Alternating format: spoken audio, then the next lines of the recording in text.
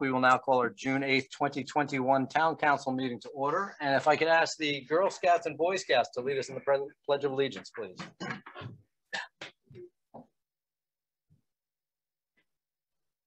I pledge allegiance to the flag of the United States of America and to the republic for which it stands, one nation, under God, indivisible, with liberty and justice for all.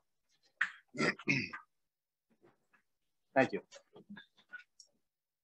And we have one of our members with us on Zoom, Gary Palumbo. Also, for any of you who are standing, you have 6 seats in the front here. You're more than welcome to sit in. Don't be shy.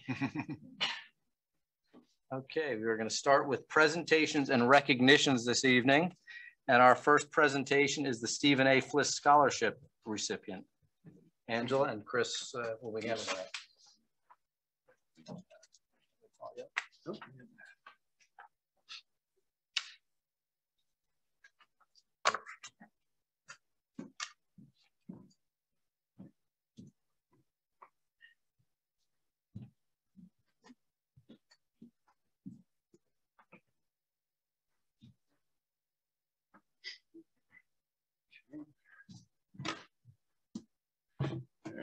Thank you, CJ.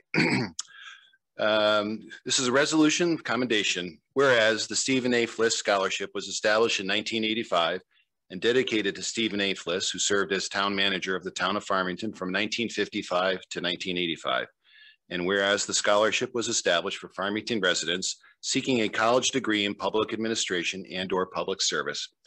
And whereas Angela Sadlowski of Farmington submitted her application to the Stephen A. Fliss Scholarship Committee. And whereas the Stephen A. Fliss Scholarship Committee unanimously chose Angela Sadlowski's application and has approved a scholarship award of $500. And whereas Angela Sadlowski volunteered for various organizations, including Bristol Hospital, Educated Canines Assisting Disabilities, and nursing homes and senior centers across Connecticut. And whereas Angela Sadlowski raised thousands of dollars for veterans through funding the Veterans Club at Farmington High School. And whereas Angela Sadlowski will be attending Johns Hopkins University, where she will study biomedical engineering with the goal of pursuing medical school after completing her bachelor's degree and continuing to serve the public through becoming a military doctor. Now, therefore, be it resolved that the Farmington Town Council commends Angela Sadlowski on her scholarship award and hereby encourages her continued success with future studies. Dated at Farmington, Connecticut, this 8th day of June, 2021, CJ Thomas, Farmington Town Council Chair.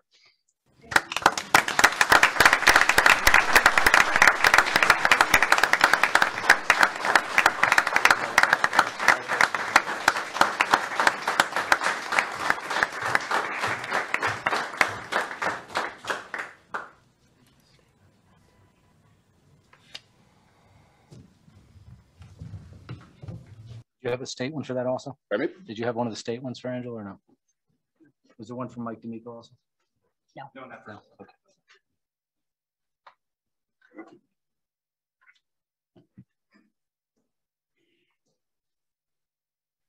Okay, and Yes, sorry. Next proclamation is Girl Scout Gold Award for Olivia Roberts. okay.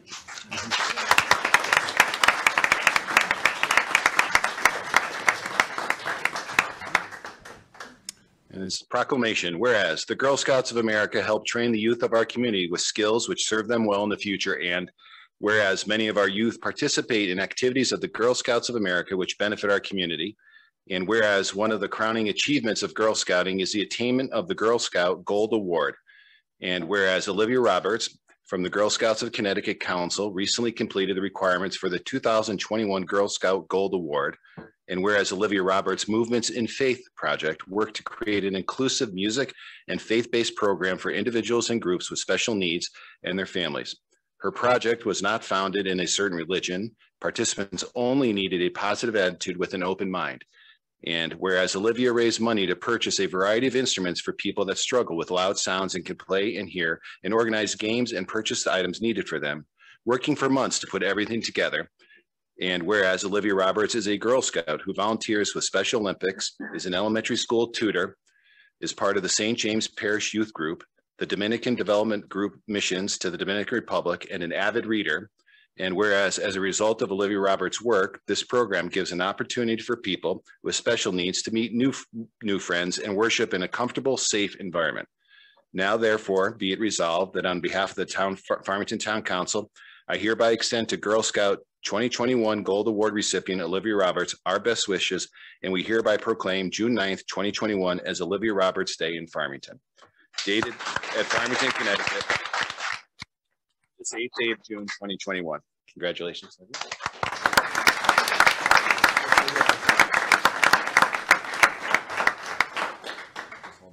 And then we also have a separate proclamation for the state of Connecticut. From the State of Connecticut General Assembly, official citation introduced by Representative Mike D'Amico, Representative Tammy Exum, Senator Derek Slapp, and Senator Rick Lopez. Be it hereby known to all that the Connecticut General Assembly hereby offers its sincerest congratulations to Olivia Roberts in recognition of your attainment of the Gold Award, the highest achievement in Girl Scouting. We commend you for your extraordinary accomplishment, your leadership and perseverance, and the good work you have done for your community. The entire membership extends its best wishes to you on this memorable occasion and expresses the hope for continued success. Given this 8th day of June, 2021 at the state capitol, Hartford, Connecticut.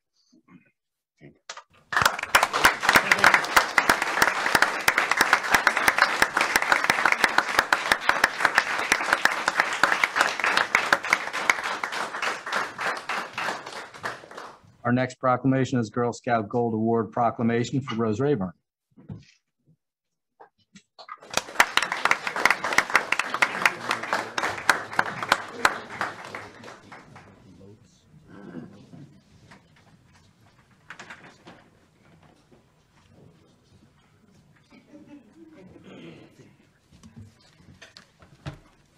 We go from nobody to a full house today. All right, let's see if I can get this off without screwing it up. But as anybody's know, I have been a dear friend to this family for a long time. I've been lucky enough to share 51 birthdays with her mother. So this might choke me up here. Who knows? Let's see. All right. Whereas the Girl Scouts of America help train the youth of our community with skills which serve them well in the future. And whereas many of our youth participate in activities of the Girl Scouts of America, which benefit our community. And whereas one of the crowning achievements of Girl Scouting is the attainment of the Girl Scout Gold Award. And whereas Rose Rayburn from the Girl Scouts of Connecticut Council recently completed the requirements for the 2021 Girl Scout Gold Award. And whereas Rose Rayburn's Rescues Need You, a project work to educate the citizens of Farmington and Farmington students about animal rescues, in particular highlighting the myths versus facts of animal rescues. And whereas Rose Rayburn's project has raised awareness of the importance of adopting a rescue animal rather than purchasing an animal through a breeder. And whereas amidst the COVID-19 pandemic, Rose Rayburn held a number of virtual calls with schools in the area to educate children and adults about animal rescues.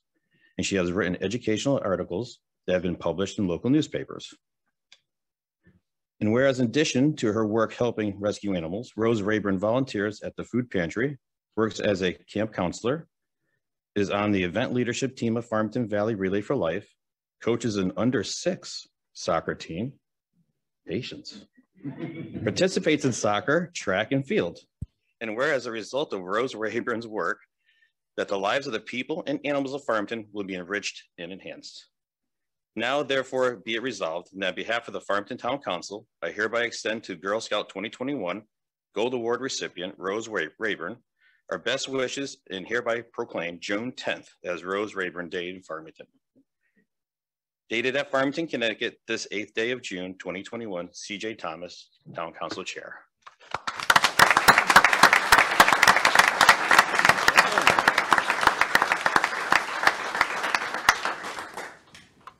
And a nice honor from the state of Connecticut, General Assembly official citation, introduced by Representatives Mike D'Amico, Tammy Exum, Derek Slapp, and Senator Rick Lopes. Be here known that all the Connecticut General Assembly hereby offers its sincerest congratulations to Rose Rayburn in recognition to, oh boy, her attainment of the Gold Award, the highest achievement in Girl Scouting. We commend you for your extraordinary accomplishments, your leadership and presence or perseverance. and the good work that you have done for our community. The entire membership extends its best wishes on this memorable occasion and expresses the hope and continued success. Given this 8th day of June, 2021, State Capital, Hartford, Connecticut.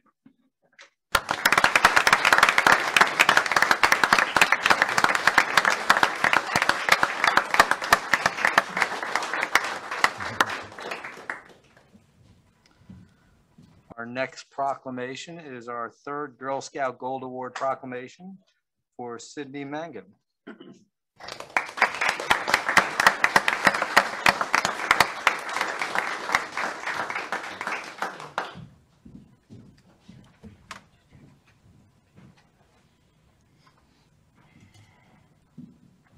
Sydney, nice to meet you.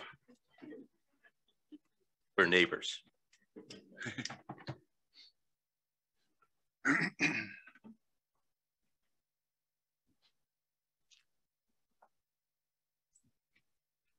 So one thing before I read this proclamation, I did a little bit of homework about the Gold Award. And I want to read this. I took it off the Girl Scouts website. And I thought this was fitting for all the projects you guys have done today.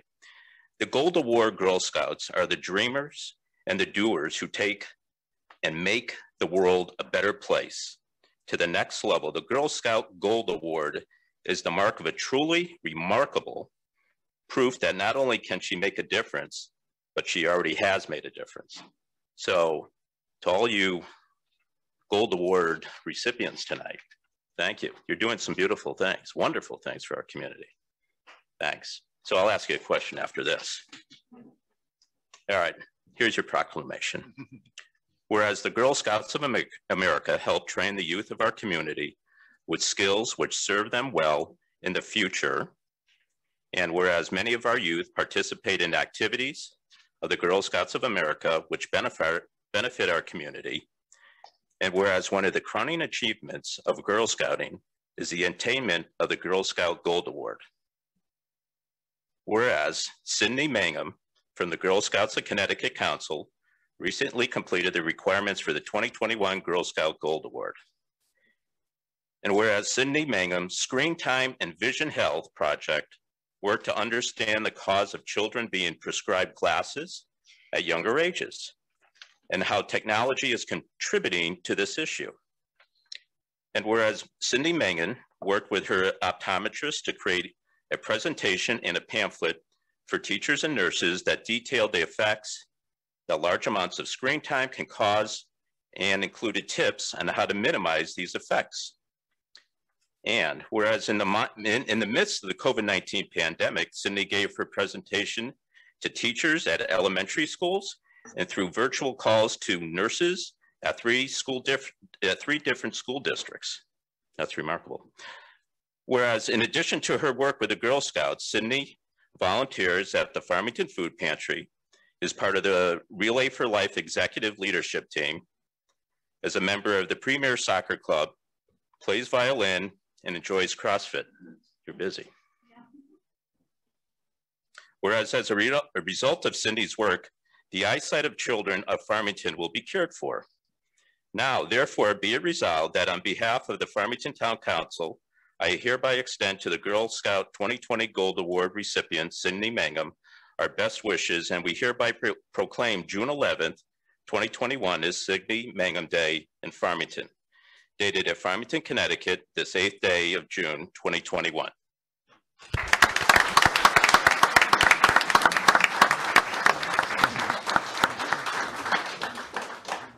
All right, one more, just from the state. It's from the state of Connecticut, General Assembly, official citation introduced by Representative Mike D'Amico, 21st District, Representative Tammy Exum, 19th District, Senator Derek Slapp, 5th District, Senator Rick Lopes of the 6th District.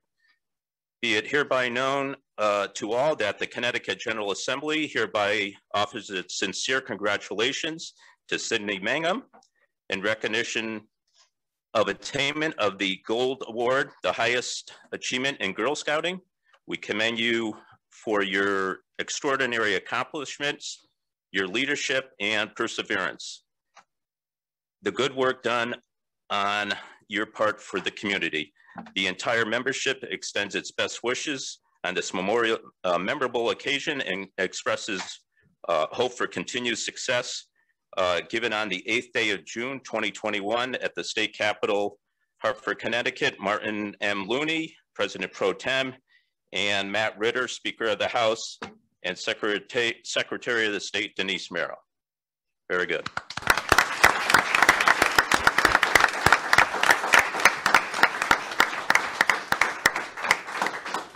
So all these wonderful things you can hang up at your house. So I wish you have a real interest in science, it sounds like, right? So I hope someday that you become a world famous eye surgeon, because I think you're going to do wonderful things. Thanks. Congratulations.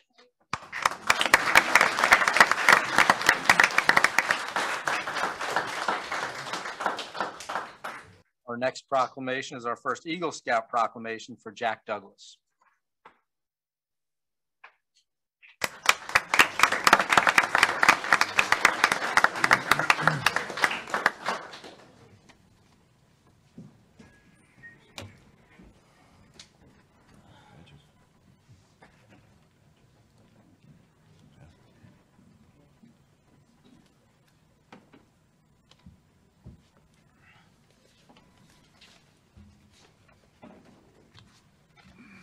Congratulations.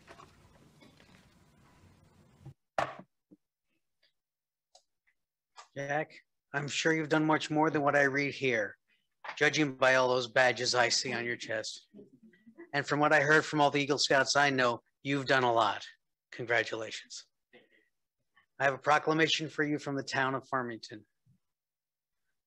Whereas the Scouts BSA helps train the youth of our community with skills which serve them well in their future. And whereas many of our youth participate in activities of the Scouts BSA, which benefits our community. And whereas one of the crowning achievements of scouting is the attainment of the rank of Eagle Scout. And whereas Jack Douglas's project involved restoring and rerouting the trail behind West District Elementary School and refurbishing the trailhead sign. Whereas Jack Douglas worked for many hours restoring the trail, and his work will benefit the Kindergarten Forest School program and the people of Farmington. Whereas Jack Douglas has demonstrated leadership and academic success as part of Troop 170 Boy Scouts of America. And whereas Jack Douglas attends Farmington High School in Farmington and enjoys hiking, running, and outdoor learning. Whereas, as a result of Jack Douglas's work, the lives of the people of Farmington will be enriched and enhanced. Now, therefore, be it resolved that on behalf of the Farmington Town Council, we hereby extend Jack Douglas our best wishes. And we hereby proclaim June 12th, 2021 as Jack Douglas Day in Farmington, Connecticut. Dated at Farmington, Connecticut, this 8th day of June, 2021, C.J. Thomas, Town Chair. Congratulations.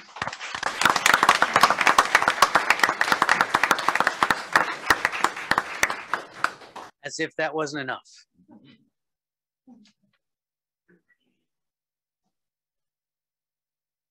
Someone else recognizes the extreme amount of work that you have given to your town and to your state.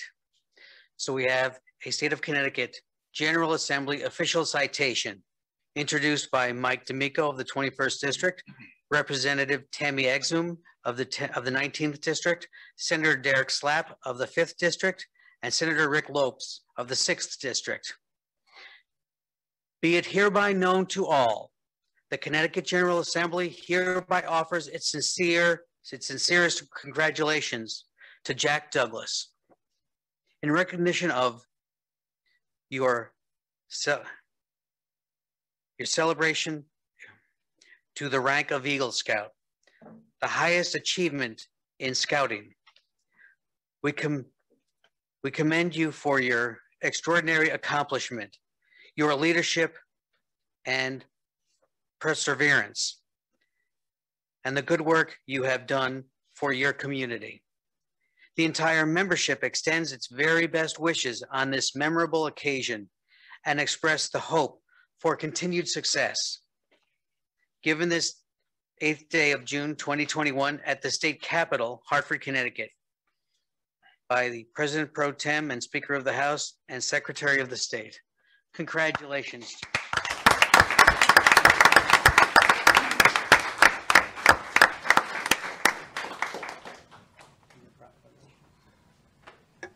In case you're not always wearing that hat.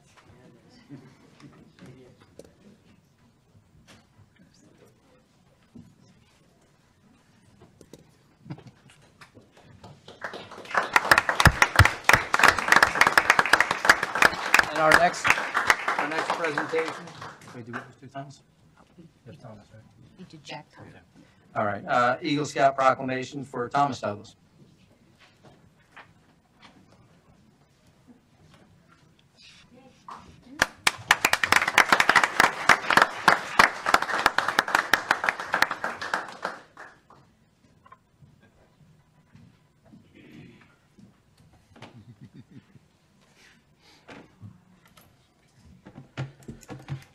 Congratulations on your achievement, Thomas, and I'm sure you'll continue to do wonderful things for our community. I'll read the proclamation from the town of Farmington. Whereas the Scouts BSA helps train the youth of our community with skills which serve them well in the future, and whereas many of our young participate in activities of the Scouts BSA which benefit our community, and whereas one of the crowning achievements of Scouting is the attainment of the rank of Eagle Scout. And whereas Thomas Douglas from Troop 170 Scouts BSA recently completed the requirements for Eagle Scout. And whereas Thomas Douglas's project involved designing and constructing a bird blind at West District Elementary School. Thomas researched designs and raised money for the construction materials to construct the bird blind. The bird blind is located at West District Elementary School for the enjoyment of students and the public walking on the path. And whereas Thomas Douglas has demonstrated leadership and academic success as part of Troop 170 Boy Scouts of America. And whereas Thomas Douglas attends Farmington High School in Farmington and enjoys hiking and backpacking the Appalachian Trail. And whereas, as a result of Thomas Douglas's work, the lives of the people of Farmington will be enriched and enhanced. Now, therefore, be it resolved that on behalf of the Farmington Town Council, we hereby extend Thomas Douglas our best wishes, and we hereby proclaim June 13th, 2021 as Thomas Douglas Day in Farmington, Connecticut. Dated at Farmington, Connecticut, this 8th day of June 2021. CJ Thomas, Farmington Town Council Chair.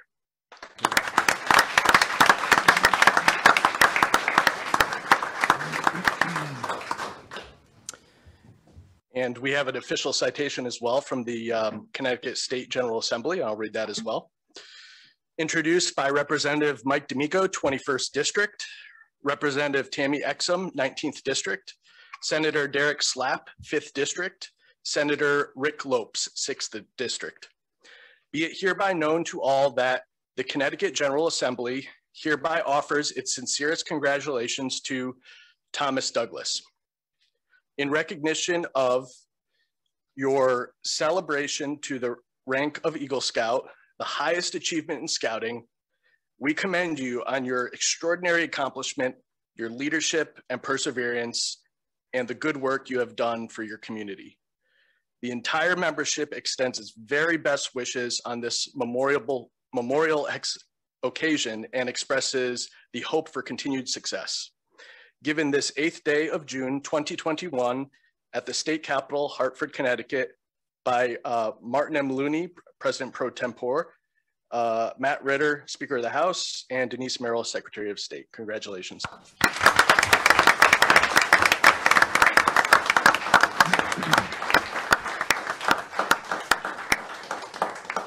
And of course, we have a Town of Farmington hat for you as well. And a mask, because it's COVID. Of course.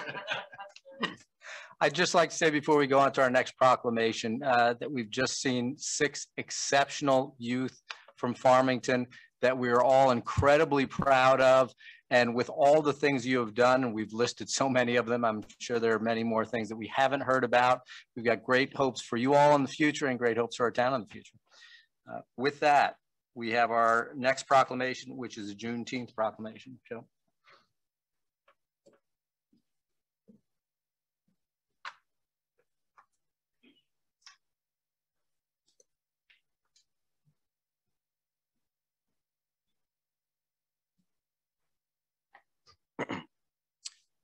Whereas President Abraham Lincoln signed the Emancipation Proclamation on January 1st, 1863, declaring the slaves in the Confederate territory free, paving the way for the passing of the 13th Amendment, which formally abolished slavery in the United States of America. And whereas word about the signing of the Emancipation Proclamation was delayed some 2.5 years to June 19th, 1865, in reaching authorities and African Americans in the South and Southwestern United States. And whereas January 31st, 1865, Congress passed the 13th Amendment to the United States Constitution, abolishing slavery throughout the United States and its territories. And whereas spontaneous celebration erupted throughout the country when African Americans learned of their freedom. And whereas Juneteenth, or June 9th, 1865, is considered the date when the last slaves in America were freed, when General Gordon Granger rode into Galveston, Texas, and issued General Order No. 3, almost 2.5 years after President Lincoln issued the Emancipation Proclamation. And whereas Juneteenth, also known as Juneteenth Independence Day, Emancipation Day, Emancipation Celebration, and Freedom Day, is the oldest African-American holiday observance in the United States. And whereas today, Juneteenth commemorates African-American freedom and emphasizes education and achievement, it's a day, a week, and in some areas, month, marked with celebrations, guest speakers, picnics, family gatherings, and it's time for reflection and rejoicing. It is a time for assessment, self-improvement, and planning for the future. Now, therefore, be it resolved that the Farmington Town Council encourages the people of Farmington to join the celebrating Juneteenth as a day to honor, reflect on the significant role the African Americans have played in the history of the United States. Signed, C.J. Thomas, Town Council Chair.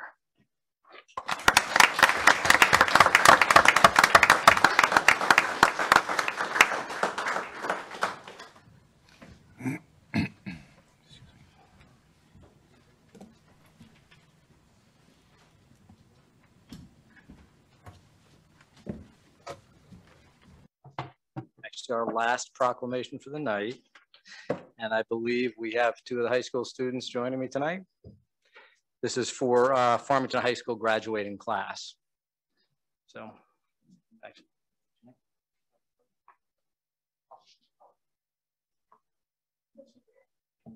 Allison, Liv are joining me up here. We did this last year for the graduating class. In a world that's turned upside down and has certainly affected the students significantly, much more than any of us. This is our first and hopefully only graduating class that had to live their entire senior year plus, including part of last year, through unusual COVID circumstances. So we've got a proclamation recognizing all that they went through. It's a long one, so be patient. Extra whereases. Whereas the Farmington High School class of 2021 has proven its strength, resilience, and determination in the face of unprecedented obstacles. And whereas the FHS class of 2021 excelled in academic endeavors, such as earning the State of Connecticut Seal of Biliteracy, National History Day awardees, overall excellence in math, English, social studies, science, language, and literacy, record circulation numbers in our school library, and whereas these dedicated lifetime learners will attend a variety of universities and colleges, including the most prestigious, as well as trade schools, military enlistments, and will enter the workforce. And whereas the FHS class of 2021 was outstanding in all areas of high school life, with 88 Connecticut Music All Conference and 30 Connecticut All State Musician Awards. There were over 150 members having engaged in athletics, 12 CCC athletic division titles, and 30 individual recognitions, 2 state athletic titles, and 10 individual all-state recognitions, with scientific art awards, including 2 gold keys, 1 silver key, and an honorable mention, following wellness ideals of good decision-making, high character, and positive attitude. And whereas the FHS class of 2021 showed community pride through fundraising over $15,000 in multiple events, volunteering countless hours of time to improve the town of Farmington and surrounding communities during a pandemic, volunteering with seniors and mentoring students in our inter-district program, bringing students together from different communities virtually and in person. And whereas the FHS class of 2021 led the way for other high school students and educators in Connecticut on how to incorporate social justice into their school and community while elevating the voice for the voiceless. Whereas the FHS class of 2021 has served as a model for civic-minded contributions, being recognized with 3 statewide Challenge to Education Citizenship Awards for Farmington Senior Citizens Musical Performance, the Farmington High School Peer Leadership Program, and the Farmington High School Social Justice Week. Whereas the FHS class of 2021 has proven its ingenuity through broadcasting the 905 news, live streaming athletics, virtual play productions, outdoor concerts, drive-in art shows, virtual world language, senior showcase, and holding a senior prom and picnic. And whereas we believe, and we are all in this together as one school, one community, one us. Now, therefore, be it resolved that on behalf of the Farmington Town Council, we recognize the FHS class of 2021 for all these accomplishments and many more not mentioned, and we hereby declare June 16th, 2021 as Farmington High School Graduation Day.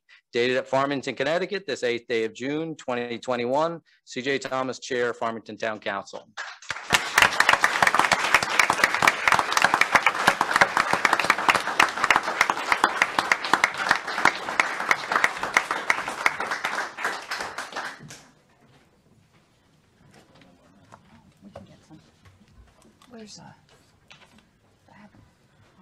And that concludes our proclamations for the evening. We're now moving on to presentations. We have a presentation from our town planner, Catherine Kramer. And if we want to take a minute, anyone who has someplace else to go, you're free to go. Some hats for the high school graduates.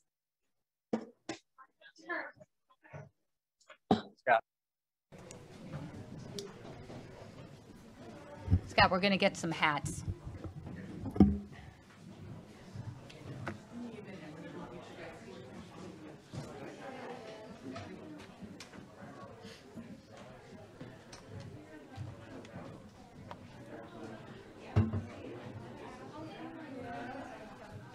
Thanks again, guys. Appreciate it. Thank you. All your support for everything.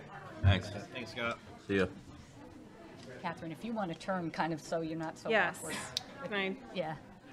And here I thought they were all here to learn about the affordable housing. I have a way of clearing out rooms when I enter, so. Catherine, welcome. Thank you for Well, joining us. thank you. It's a pleasure to be here in front of you all. Finally, I've been with the town of Farmington now since January. So it's to start to embark on this new phase of my time here where I get to interact with the public in person, as well as meet all of you face to face. So yeah, I will get started with the town of Farmington's affordable housing plan. And if you don't mind clicking forward. This plan is intended to satisfy the statutory requirements under Connecticut General Statute Section 830J. The affordable housing plan must be updated every 5 years per state statute. We received funding for this plan from the Connecticut Department of Housing. So we began this process when I joined the town of Farmington back in January, and we have been ongoing with various stages of this process and have since shared with all of you the draft affordable housing plan, which I'll now go through some of the key elements of this plan and how we arrived at what we have today. So Anna, if you don't mind clicking forward to the next one. The affordable housing plan outline includes a community vision statement. It includes an introduction and summary of affordable housing in Farmington. We conducted, with the assistance of our consultants, a housing need assessment, land use and zoning assessment, and an infrastructure assessment. All of these assessments came together with a fairly robust, for a COVID pandemic era, community engagement outreach process to derive us with 5 different objectives and about 20 different strategies for how to implement this affordable housing plan. Ultimately, this plan is a guiding document similar to the POCD that gets updated within the Planning and Zoning Department and provides a lot of different avenues for increasing our affordability as a community. So if you don't mind clicking next. Affordable housing in Farmington, there is a common myth around affordable housing that these developments are higher density, and this is not necessarily true. Affordable housing can be anywhere and look like any other type of housing. And in Farmington, we have a good variety of affordable housing ranging from single family homes to duplexes to townhomes and apartments. Some of our affordable housing is rental, whereas some is ownership.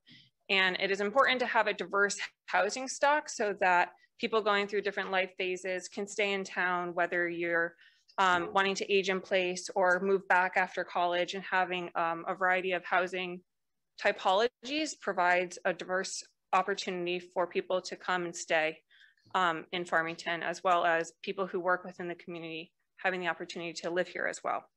So if you click to the next slide, we have an image of what affordable housing looks like around the state of Connecticut. As I mentioned, it can often look like single family homes that are owned. It can be duplexes that are rented, accessory dwelling units, so an apartment in the back of a residential lot, so 2 families on one land, or a condo or apartment complex as depicted by these images. And it can be within tone with the classic historic architecture that is very common in Farmington. So if you click next. So affordable housing in Farmington, the goal is to spend less than 30% of your household income on housing.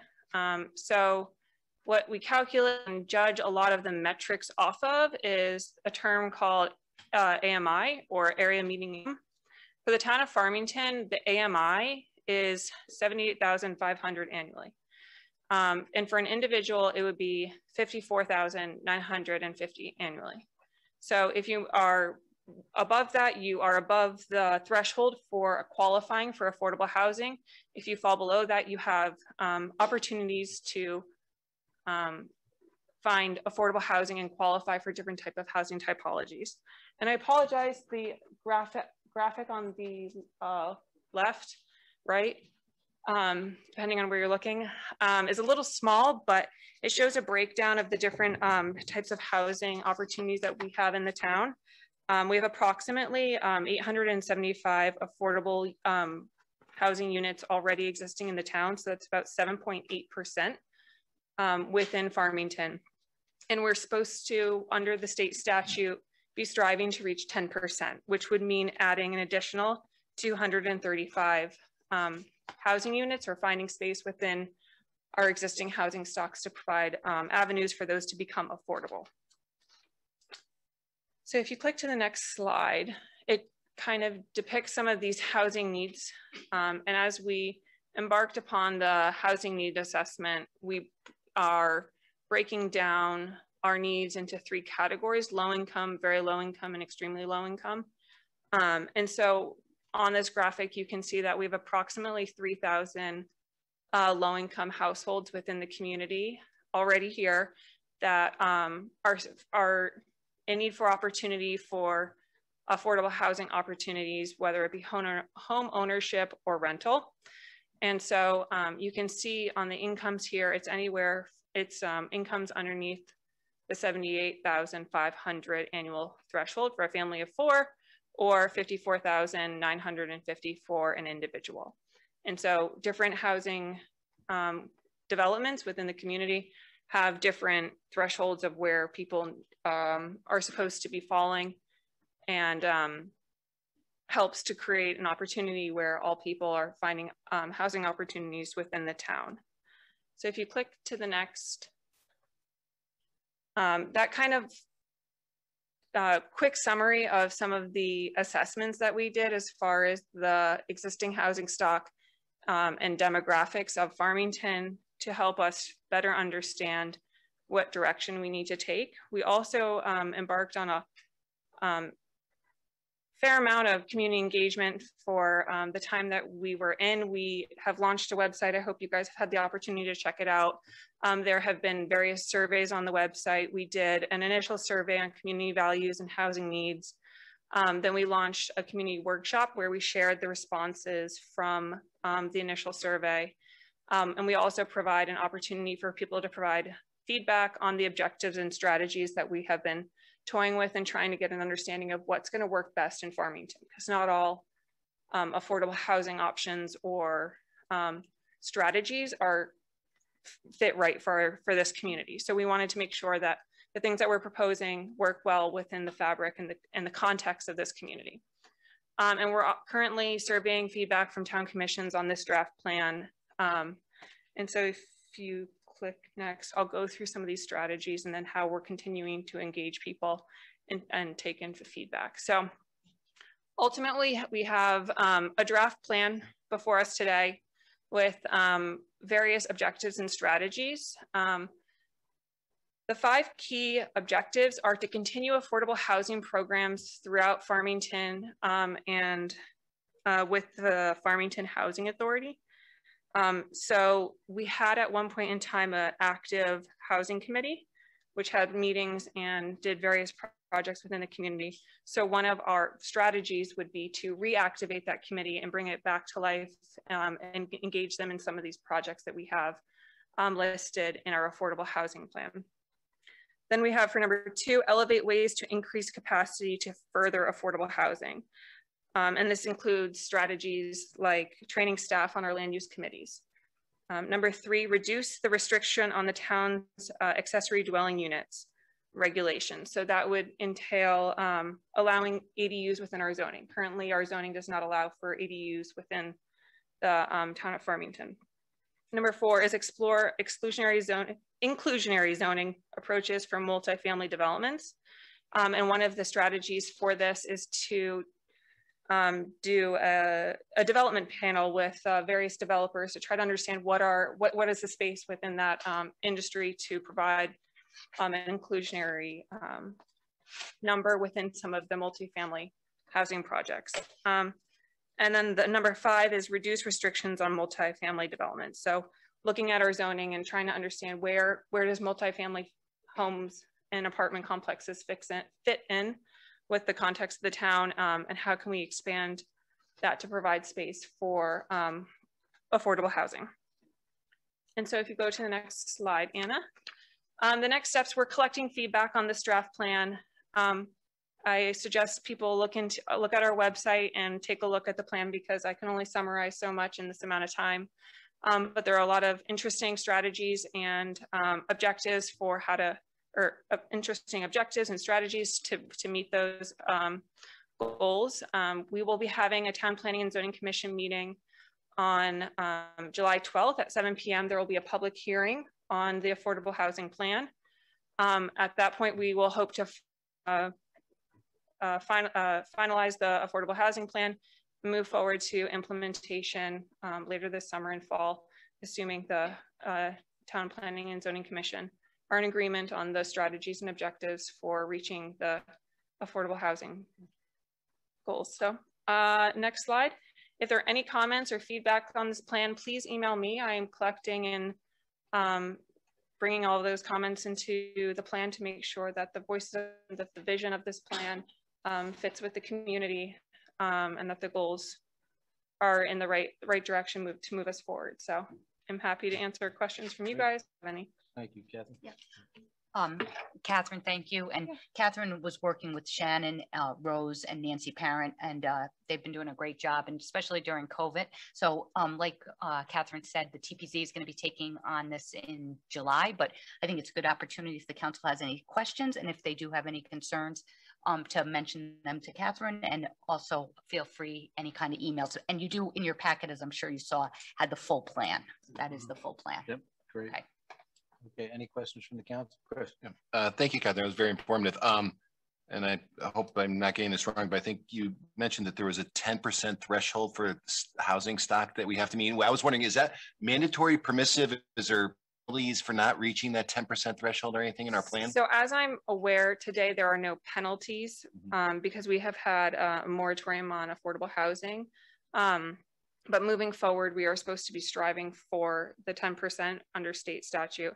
At what point in time that changes and becomes more restrictive, I'm not sure. Okay, thank you. Yeah, I have a question. Catherine, it's very nice to meet you. And welcome Nice to meet you. team. Thank you. I'm just curious to know if there are any development plans in the works now that would help us maybe address some of the 800 or so residences that we need to have for affordable housing. Do we have any new plans kind of in the work that might help address that? Sure. We have no plans in the process that are proposing affordable housing units at this point in time. And just to be clear, we have 800 already, and we're looking for 235 more. Oh, okay. To reach the 10%. Yeah. Other questions? Peter. Thank you, Catherine. How does all this work you guys have compiled here kind of correlate or run parallel or with pending legislation at the state level right now? Are we in a good position? How does this help us if any new state laws are passed? Sure. So the goal is to have this plan align with the state general statute. As of right now, with what is being proposed, this will be aligned, but without knowing what is the final sign off on things. So we're setting ourselves up in a pretty this is in line with current general statutes and is providing a guidance document for moving forward in this direction. Okay, thank you. Yep. No question. Okay, Catherine, I'd like to thank you. You've compiled some great information here for us to go through. I know this is always an issue that we're concerned about, we want to address. I know there are some existing areas in town or homes in town that might not be officially on the list that are potentially we can draw into it. So it's likely we have already affordable housing that is not declared as such. So I assume we're looking into that also as part of the process. Absolutely. Oh, great. And again, it's my understanding we do pretty well with our 7.8% versus a lot of our neighbors. Comparatively, we're really doing well. So, yep. Okay. Well, thank you. Appreciate all of that. Of course. It's nice to be in front of you guys. Thank you, Catherine. Okay, our next item is item D, public hearing to amend the Farmington Town Code, Chapter 176, taxation. Sorry, Peter. Wasn't that Paula? I think Paula reads. Paula, right.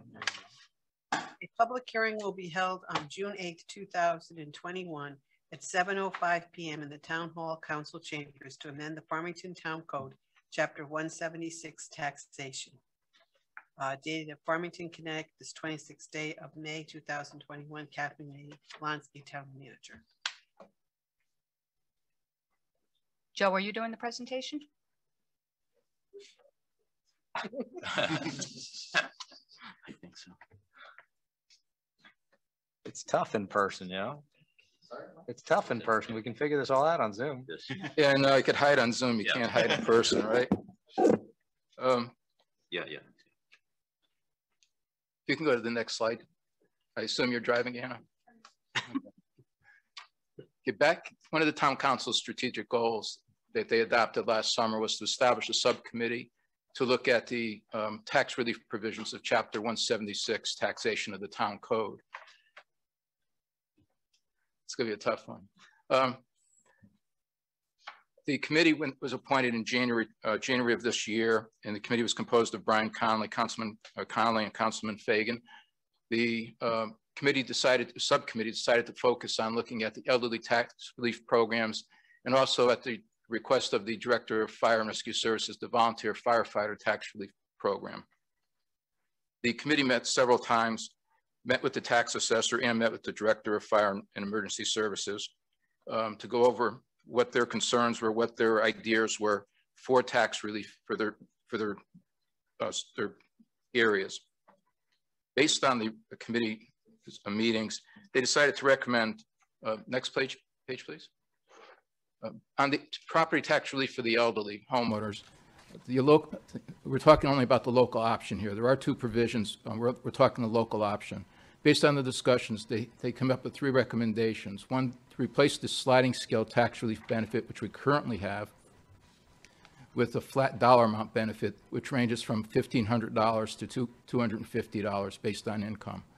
The second proposal was to increase the benefit amount in each income category by $250.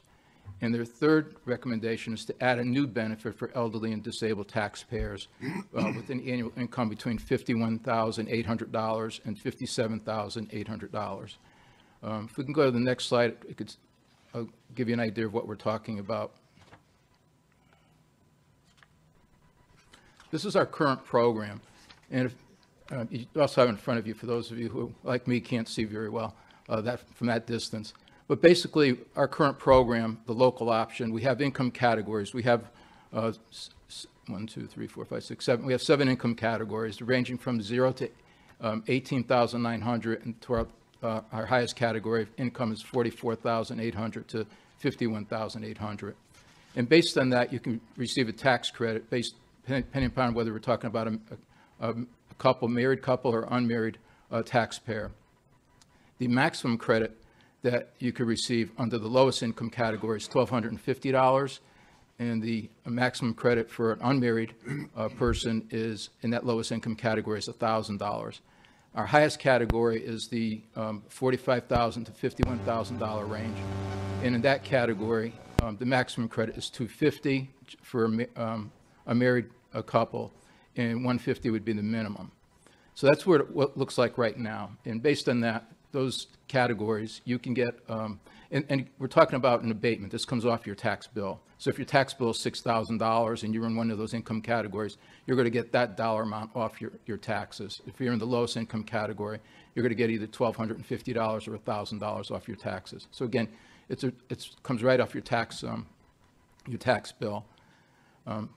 What the committee proposed, if we go to the next slide, Anna, is to simplify it. So basically what we would do is we would take away the sliding scale. There would no longer be a percentage credit. We would go to a flat dollar amount, and we'd keep the same income categories, and we would just go to a flat dollar amount for each of the income categories. So there would be no maximum. There would be a maximum credit, and there wouldn't be any maximum minimum. That would be the credit you would get. So again, somebody who's a married couple having an income of less than $18,900 would get an income tax get a property tax credit of $1,500.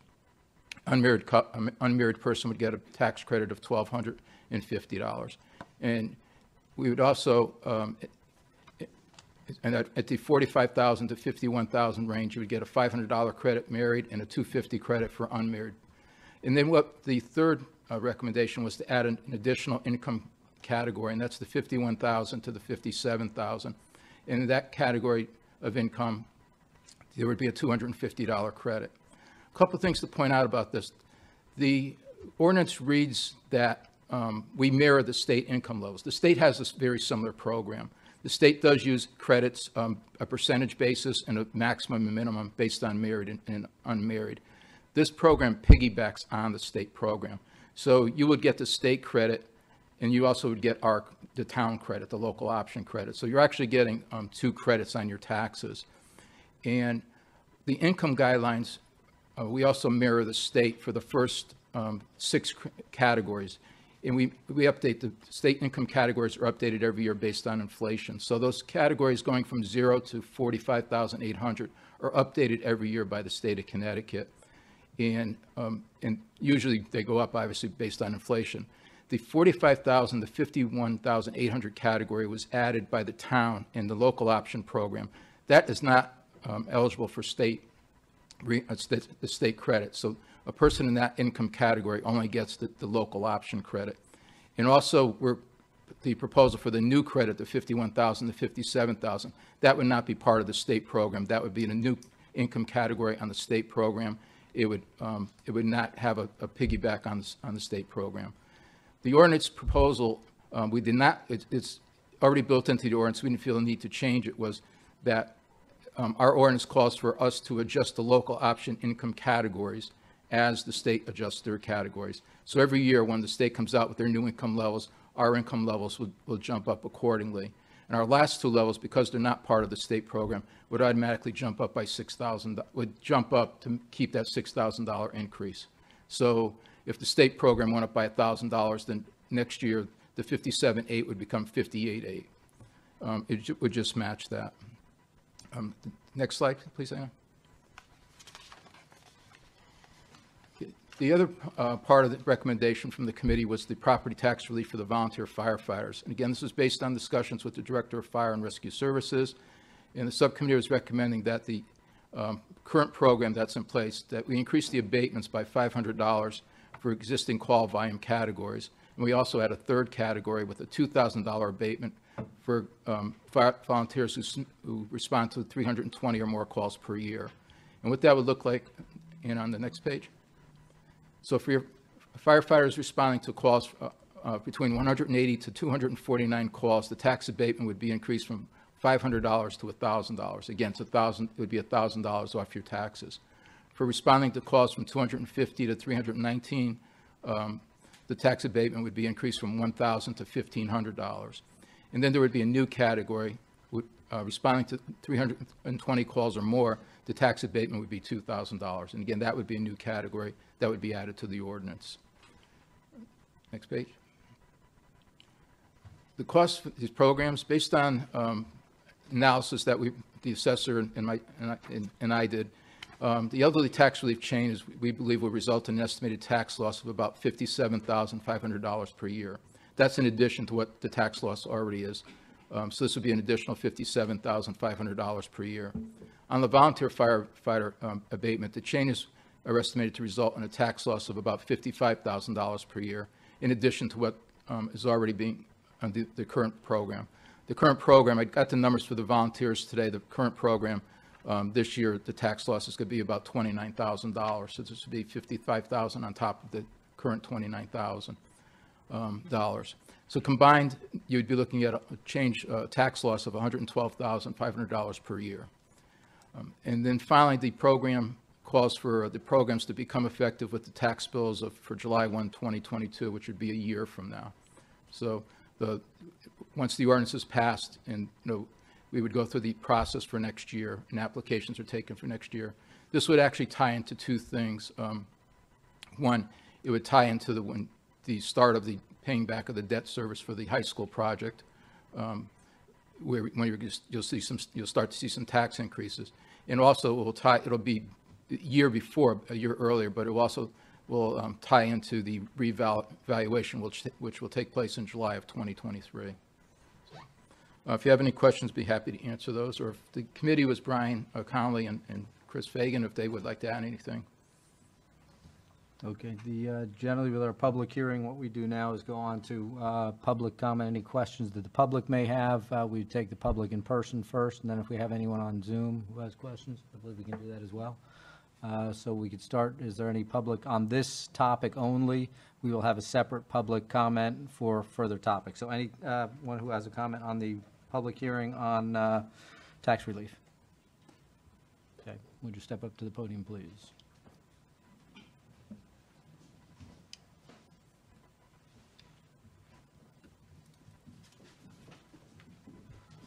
Good evening. Rich Higley, 292 Scott Swamp Road in Farmington, also Chief of Tunx's Hose out of Unionville. And I have Chief Gorbulis, Steve Hoffman, Director of Fire Emergency Services, and then past Chief Russ Nelson in the back. But Chief Corbillis will also say a few words. But before I do, I also recognize we're here talking about volunteers, and I think I'd be remiss if I didn't recognize the town council. You were also volunteers, which we all appreciate very much. To say that it's been a tough year and a half would be an understatement, so thanks for that. And thank you to the town manager for all her support for the fire departments. So we're here tonight to just show our support for the tax abatement and just a little bit of history. In my 20 years at Tungus Hose, I've seen the rise and falls of volunteers. You hear about it across the nation, across the town. But just in my time, I've seen our volunteer levels go from 59 to today is 39. And the call volume has not decreased. Obviously, Director Hoffman talks about it all the time. It's actually increased, so less people are doing more work. Just to talk about, we're staffed Monday through Friday, 6 a.m. to 5 p.m. In 2019, 7/19 to 6/30/20, we did 3,709 calls. Of that, the staffed, which would be 6 a.m. to 5 p.m., 1,690, with the balance of 2,019 calls being covered by the volunteers. So that would be after 5 p.m. till 6 a.m., Saturday, Sunday, and holidays. The same goes for the call volume for this past year. It's starting to rise once again. People are getting active again.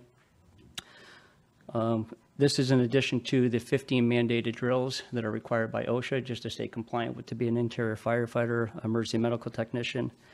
And we still have our social side, which is the fundraising side to pay for our uniforms, holiday parties, and awards. So appreciate the support on this. It means a lot. Whatever we can do to retain, but also bring in new members, I think this would be a useful tool. So thank you.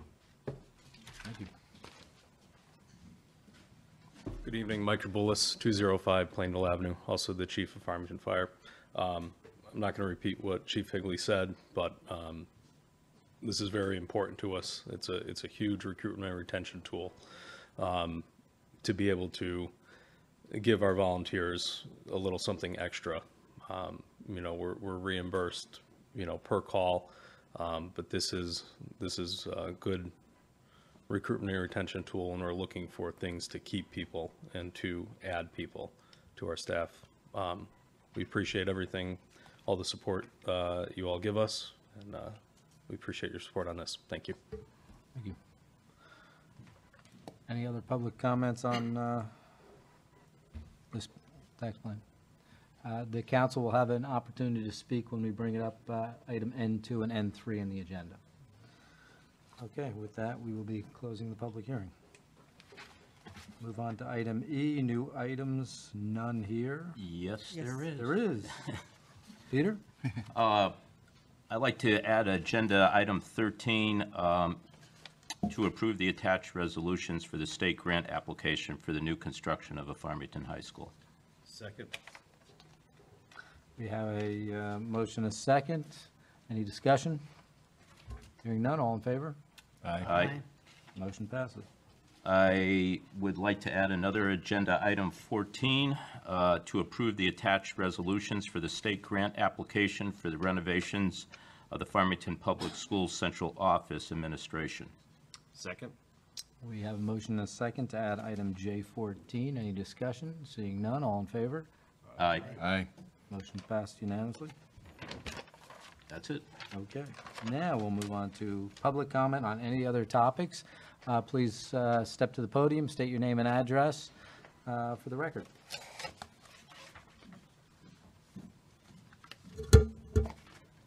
Hi, Lisa Humbarger, 6 Fox Run Road in Unionville. I'm glad to have this opportunity to speak with you guys this evening, so thank you very much for your time. I know this past year has been difficult, and many of us feel as though we're running on empty right now. And I can appreciate that you guys have several projects at this time that are vying for your attention. But there's something that makes the issue that I want to address really important, and that's the statistics. According to the National Survey on LGBTQ Youth Mental Health, published by the Trevor Project in 2019, our youth were in a precarious position before the pandemic, so one can only assume that the isolation and fear of the last year has only worsened their situation. The survey found that among the youth, 39% had seriously considered attempting suicide within the last 12 months. That rate jumps to 50% for non-binary and transgendered youth. 71% said they had experienced discrimination. 87% said it was important to them that they reach out to a crisis intervention organization. Less than half of the survey respondents were out to an adult at school.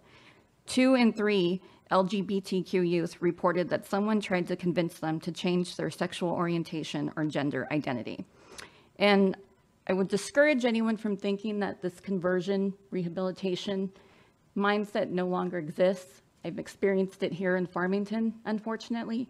When we were searching for a church home, we went and sat through a sermon, and I met with the lead youth pastor at the church, and I asked them what their stance was on these issues and how they dealt with children that were part of the LGBTQ community. And I was told that the way they deal with it is that they ask the child and the friends and family to pray to God and to ask them to change their heart and their mind. And this will go on for years at a time. If that does not work, then they will ask them to go ahead and just take a vow of celibacy until they have found a way to move past their condition. And this is not an evil church. It's not bad people. There are pillars of our community that go there. My daughter's friends' parents go there. Loving neighbors of mine go there. So I think we have this image of people with this mindset, and I think we need to make an effort to reach out and educate folks and change some hearts and mind.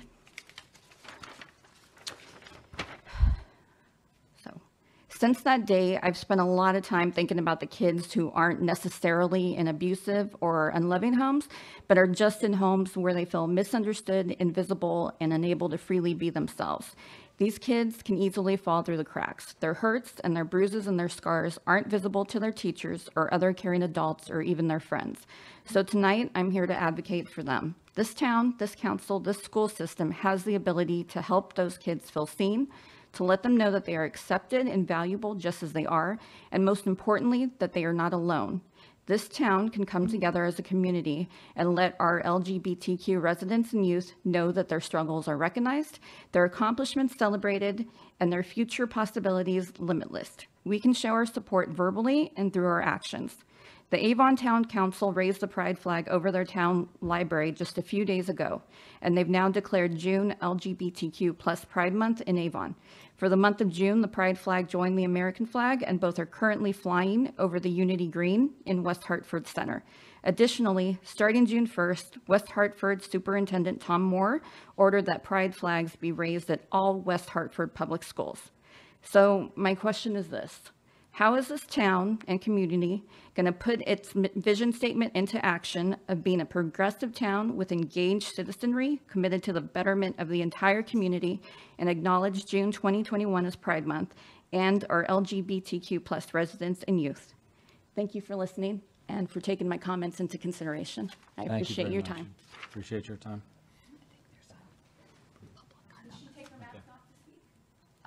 Yes. Sure. Yes. So my name is Alyssa Humbarger. I live on 6 Fox Run Road, and I'm 11 years old and bisexual.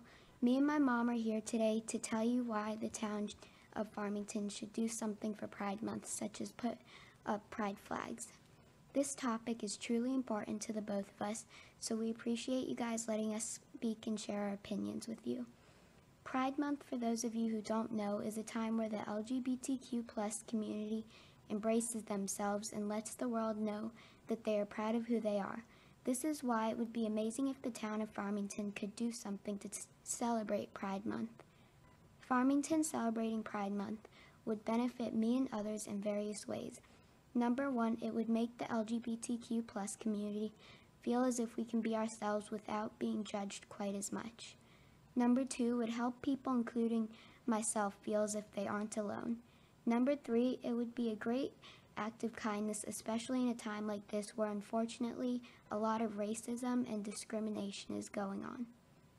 Number four, the LGBTQ+ community for sure needs way more representation, so this would help represent it. Number five, last but not least, it's a good way to educate people, whether you're young like me or old like my mom. Just a few days ago, 3 girls in my school decided to start a pride presentation. Basically, what they did is they put together a slideshow defining what LGBTQ plus is, different sexualities and different genders, and more. Words cannot describe how much it meant to me that they did that. I know that some other people felt that way also, because I noticed a few kids at school came out, some as bisexual, some as pansexual, some as lesbian, and more. This helped me feel a lot more accepted in my school, which is why I need Farmington to celebrate Pride Month somehow. I want others to feel the way I felt that day. People deserve to feel accepted. People deserve to feel respected, and people deserve to be the way they are without being judged so much. I've had friends who've struggled with feeling accepted. Their parents don't accept them, they get bullied for it, and discriminated against due to being a part of the LGBTQ plus community. If they see that Farmington cares, that will let them know that at least someone out there cares and accepts them. I'm aware that there's a lot of people out there who aren't accepted by family or friends, but just this simple act of kindness from Farmington could make them feel loved, accepted, and happy. Thank you very much.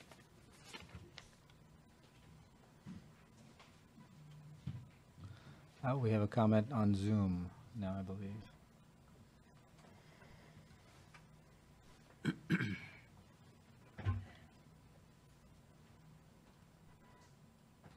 So Jay Tulin has his hand up. I'd like to speak. Jay, go ahead.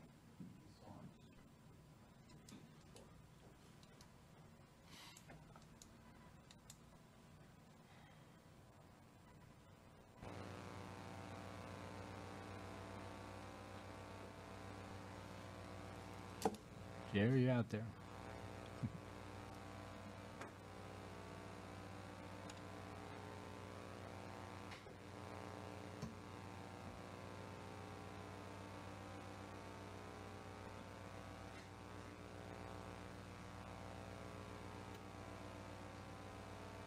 Do you mind starting over?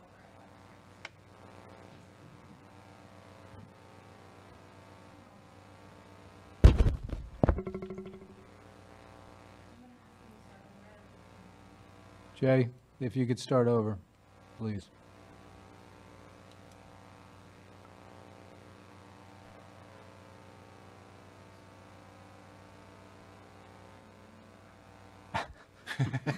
Yeah, he said never mind.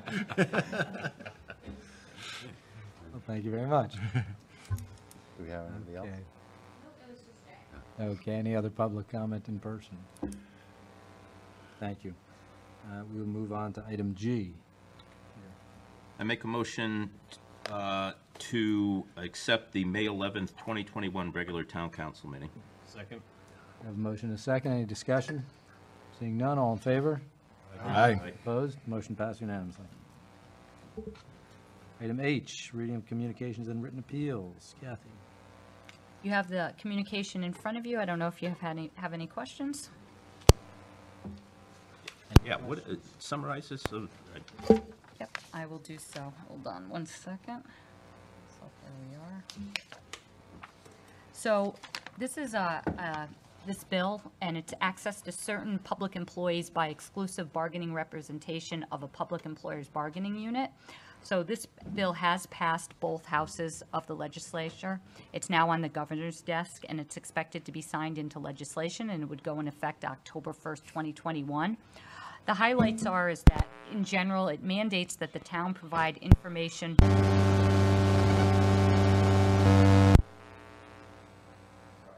That's okay. Mandates that the town provides information to the union, such as home addresses, without the employee's consent. This is against the current law for certain vulnerable categories of employees. It places some administrative burdens on municipalities, such as delaying the hiring process by 10 days, which could lead to gaps in employment and hinder an onboarding process. The bill also mandates that bargaining unit members have some access to the government facilities to conduct meetings with new employees, and it delegates certain payroll functions to the union, such as dues paid by the public employee unions. So this bill, I'm not sure what the real effect is going to be on the town of Farmington. It is a bill that we did oppose But that said, I'm not exactly sure of really what the ramifications are going to be for the town of Farmington. We do have, it seems what we're learning about it, it has to do with the onboarding process of employees coming into the town of Farmington, and that the union has the right to be part of that onboarding process and be part of those meetings. So when a new employee comes into the town of Farmington, we usually meet with them. The union's usually not part of that meeting. I think my understanding is, Erica, correct me if I'm wrong, is that the union then would now be allowed to be part of those meetings. Yes, and also we would have to give them no less than 10 days notice of that. So it would have to factor into our hiring process. And, sometimes we do hire with, tight timelines, especially for things like police appointments to the academy and things like that. So it has a lot of people. And how does this benefit a union? They have more control over the future employee and accessibility to their information, and yeah, it does. I mean, it gives them. I mean, the entire bill was have this much for union benefits and this much for the town. I think when Kathy says, what kind of impact does it have on Farmington? I'm not sure that unions across the state will have the ability and the capability to do everything that this bill says, because someone like AFSCME or police or IFF, I don't think they have enough staff to manage the things that they've been given in this bill to be able to do. okay. Any other questions? Okay. Seeing none. Moving on to item I, reports of committees. Land Acquisition Committee. Nothing new to report. Marine Efforts Committee. The Green Efforts Committee met June 2nd. Our focus continues to be on energy efforts in sustainable Connecticut, CT, and especially the equity toolkit with trying to increase transportation equity for non-drivers to meet their needs within the community. Trying to achieve this through conversations and community engagement. We also have a subcommittee up working on anti-idling issues at schools and signage. There's only one sign in the district, and we're looking to expand that into loading docks and parent pickup areas to increase or decrease the idling of cars and buses and trucks that are making deliveries. And we're working with the Connecticut Green Bank on a potential power purchase agreement for solar projects in town, with focusing on school buildings, especially the elementary schools, due to their electricity purchase rates and age of the buildings. Great, thanks. Now, do you know, just I'm putting you on the spot, is there a state law about idling, anti-idling state law? I do not know the answer to that. Okay, item 3, Farmington High School Building Committee. Anything going on there? I cannot think of a single thing, CJ. As obviously everybody knows, the referendum passed this just the other day, so the building committee will start meeting again, having canceled some meetings pending past the voting on the referendum.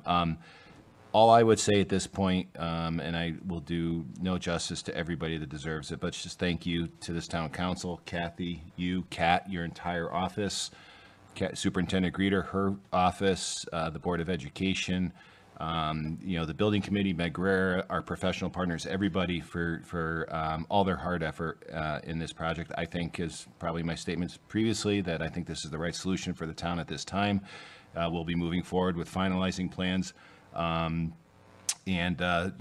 the project out to bid and just moving forward with the project. So I know it was obviously subject to some debate in town, and I think the only thing I would say to that is to use the words of Farmington High School itself, which focuses on one school, one community, one us. And I think going forward, that's something we all should try and strive for. Thank you, Chris. Elderly tax relief, item 4. As presented by Joe, we'll be talking about it later, but that's coming up later. Perfect. Item 5, Racial Equity Task Force. Yes, the task force met on May 17th. We are now meeting once a month with many subcommittee meetings throughout the month to accomplish our goals with the action plan. The most recent community conversation was held on June 1st. The topic was titled Unpacking Our Unconscious Bias. It featured executive mommy group consultant Tricia, Arthur Noble, and founder of Moon Shadow Consulting, Wendy Brown Hellcamp, and over 35 people attending the event, which streamed over Facebook. All of our webinars are available to watch on the town's website and the task force webpage. The next meeting is scheduled for June 14th at 6:30 p.m. over Zoom. Thank you. And I will say, if anyone is interested in seeing any of the videos, I believe we can get them online on the town's website. So if you'd like to see any of the past presentations from the Racial Equality Task Force, you can do that. With that, we'll move on to the report of the town chair and liaison, starting with the town chair. As Chris just mentioned, we just recently had a referendum. And I'd like to thank everyone who actually got out and voted for this referendum. Having a referendum with a 33% turnout is tremendous. People truly cared. I heard people trying to make estimates as who brought out the vote and who didn't bring out the vote. I don't think it has anything whatsoever to do with that. I've spoken to seniors, people with young children in school, people with no children at all, and across the board, I only heard positive responses.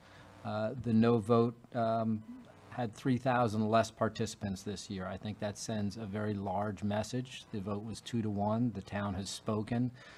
So again, thank you for everyone who actually got out and voted. I think this is one of those decisions in a town that is a once-in-a-generation decision.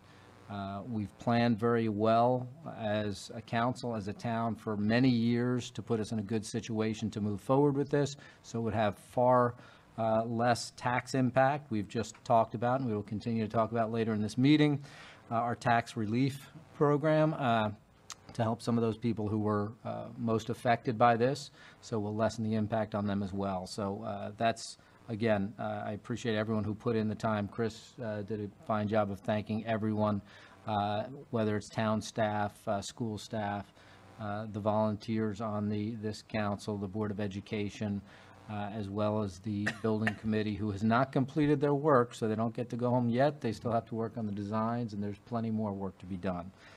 So again, just a big thank you to everyone.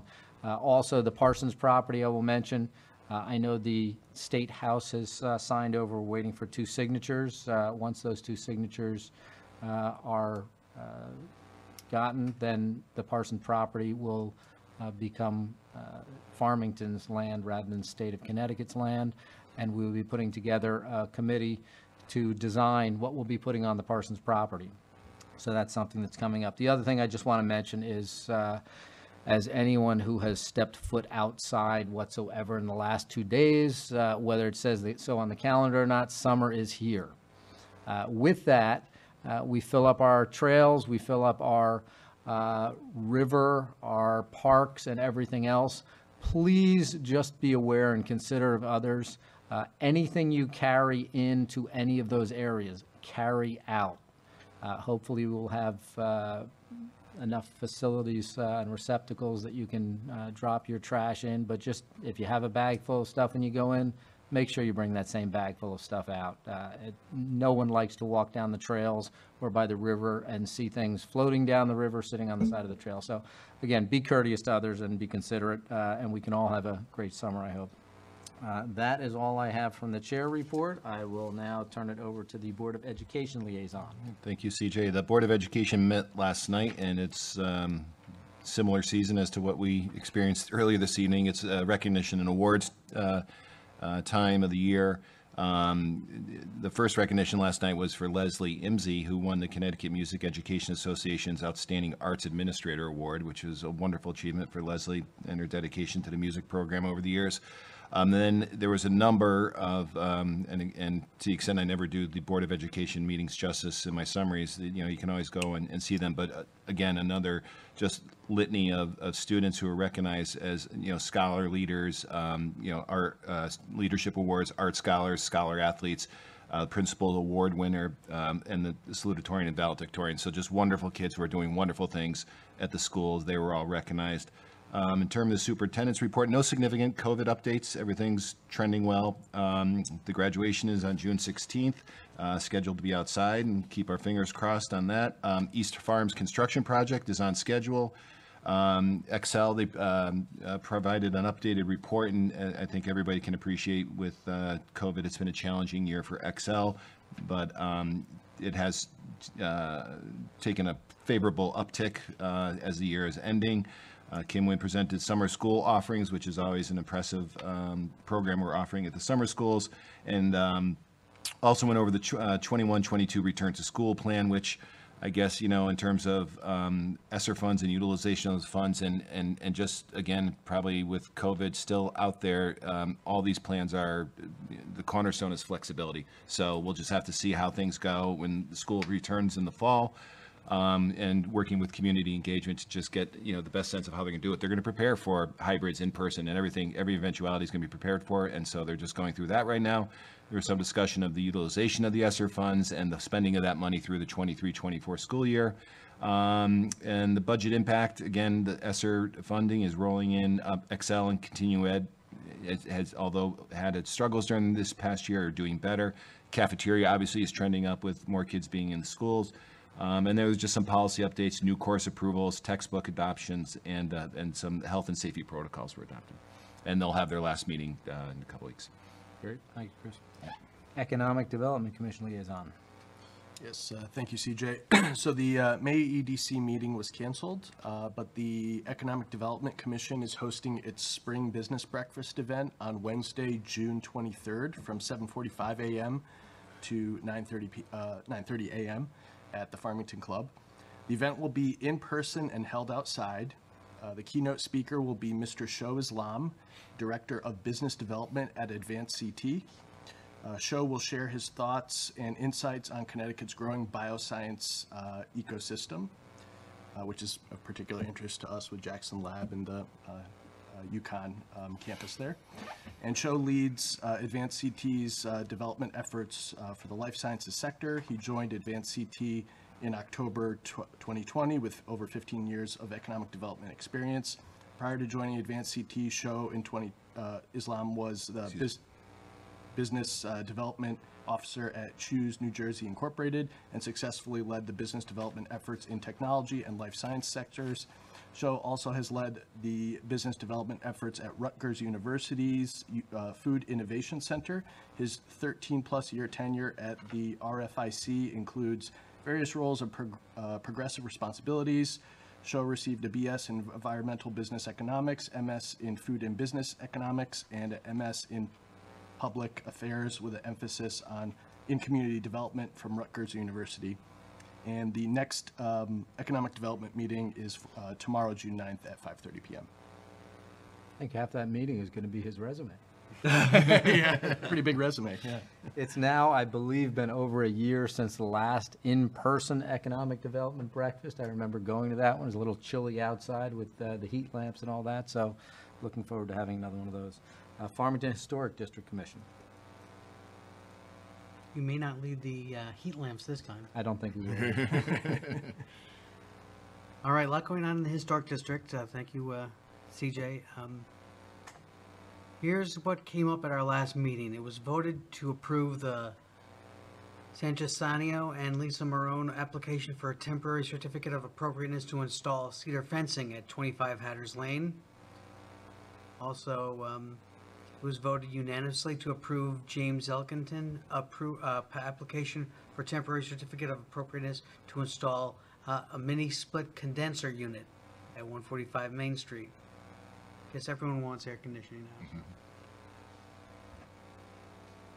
It was also voted unanimously to approve Ms. Porter's school application for temporary certificate of appropriateness to replace windows and install air handling units at 64 Main Street. Was also unanimously approved the Ms. Porter School application for temporary certificate of appropriateness to screen the HVAC system at 60 Main Street. So a lot of cool projects going on in the village. Enough with the dad puns. Thank you. Our next meeting is next Tuesday, the 15th at 4 p.m. Great, thank you, Brian. Housing Authority. That would be Gary. Oh. Gary, are you with us? And do you have anything from Housing Authority?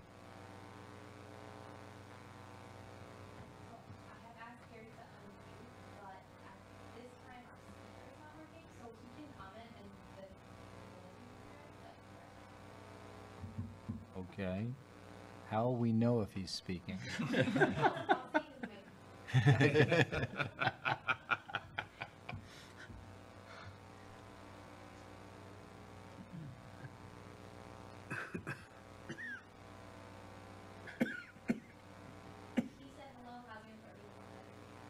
Okay.